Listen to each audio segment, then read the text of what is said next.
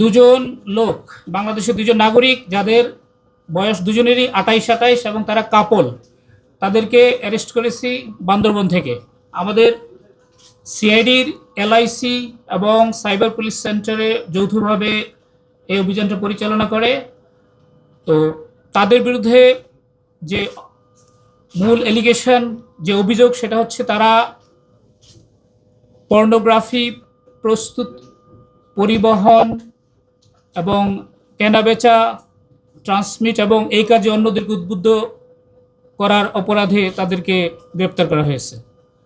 আপনারা জানেন আমাদের বাংলাদেশ সোসাইটিতে আমরা বেশিরভাগ মুসলিম এবং আমাদের প্রত্যেকেরই একটা ধর্মীয়, সামাজিক, সাংস্কৃতিক মূল্যবোধ আমরা লালন করি।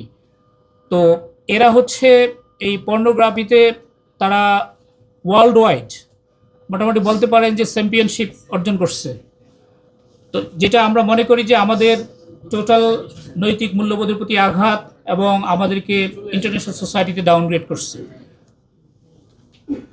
এই জন্যে আমরা তাদেরকে অ্যারেস্ট করে পরবর্তীতে বিজ্ঞ আদালতে সোপর্দ করা হবে। তাদের বিরুদ্ধে আইনানুগ সকল ব্যবস্থা গ্রহণ করা হবে। সাইবার পুলিশ সেন্টারে সাইবার মনিটরিং সেল আছে একটা, তারা অনেক সেন্সিটিভ ইস্যু মনিটর করে থাকে। তো দ্য ডিসেন্ট নিউজ নামে একটা নিউজ পোর্টাল থেকে এরকম সংবাদ পাওয়া গেল যে বাংলাদেশের কাপল এরা পর্নোগ্রাফিতে ভিউইংয়ের দিক থেকে অনেক টপ র্যাঙ্কিংয়ে উঠে আসছে। এবং তো এইটা সূত্র ধরেই আমাদের এই এলআইসি এবং সিপিসি টিম অ্যানালাইসিস করা শুরু করে এবং পরে তারা তাদেরকে আইডেন্টিফাই করতে সক্ষম হয়, বান্দরবনে গিয়ে অ্যারেস্ট করে। পর্নোগ্রাফি নিয়ন্ত্রণ আইন 2012, এই আইনের সেকশন 8-8-এ মামলা করা হয়েছে এবং এই অপরাধটা হচ্ছে আমলযোগ্য এবং নন বেইলেবল অপরাধ। যে অন্য যাদেরকে উদ্বুদ্ধ করা হয়েছে তাদের অনেক কিছুটা ইনফরমেশন আমাদের কাছে আছে, তদন্তের স্বার্থে এখন আমরা সেটা ডিসক্লোজ করছি না। তাদের সাথে আরও এনহ্যান্সড ইন্টারোগেশনের পরে ইন ডিটেলস যখন আমরা জানবো, দেন পরবর্তীতে তাদেরকে যারা যারা অপরাধের সাথে সম্পৃক্ত আছে বলে মনে হবে আমাদের কাছে, তাদেরকে আইনের আওতায় নিয়ে আসা হবে। অনলাইন হচ্ছে আসলে ওপেন, আপনার জন্য যেমন ওই আফ্রিকার একজনের যেমন আমেরিকার, সবার জন্য এটা হলো ওপেন স্পেস। তো এটাতে ইন্টারেক্ট করা কম্পারেটিভলি অনেক ইজি। এটা আমরা অস্বীকার করার উপায় নেই যে আমরা 100% এটাতে কন্ট্রোল আমরা করতে পারবো।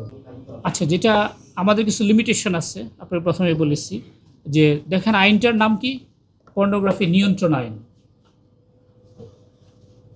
We can simply control it, কিন্তু আমরা পুরোপুরি এটাকে প্রিভেন্ট করতে পারবো, এটাকে এলিমিনেট করতে পারবো।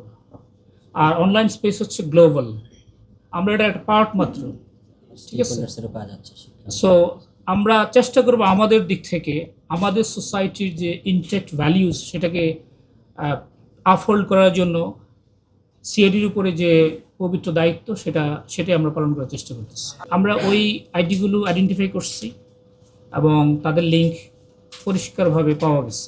এই জন্যই প্রাথমিকভাবে তাদেরকে আমরা মানে বোঝা যাচ্ছে যে তারা এই অপরাধের সাথে যুক্ত, ঠিক আছে?